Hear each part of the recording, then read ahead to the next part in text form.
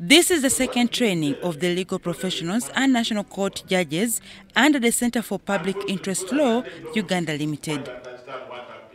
During the engagement, judges were urged to interest themselves with the legal framework of the East African Court to foster integration as well as free movement of people and goods within the East African community.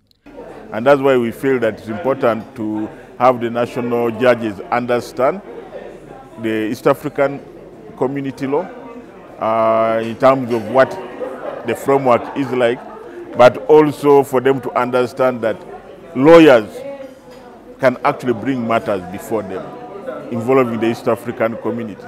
And they have power to decide on such matters, but if they feel that a particular matter requires an interpretation of the East African community law, including the treaty, they can then refer the matter to the regional court and ask for what they call a preliminary ruling.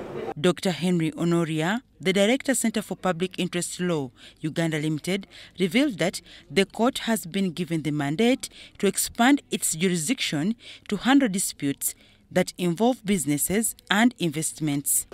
Now, if that mandate is given, then we are likely to see more people saying, but why should we go to Arusha when we can have the national courts file the matters before the national court and then see if the national courts can address them.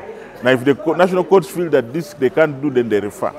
Christine Mutinura, the Deputy Registrar of the East African Court of Justice, noted that the training of the judges aims at enhancing cooperation between the regional courts and the national jurisdiction. There are a number of cross-border matters that are handled by the national judiciaries, and many of them concern matters of the treaty.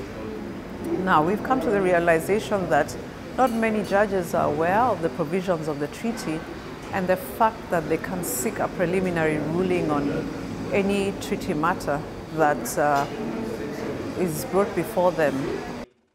Meanwhile, Ugandan and Kenyan youth allegedly protesting against bad governance and rule of law have been advised to refrain from causing mayhem but seek legal redress in the East African Court of Justice.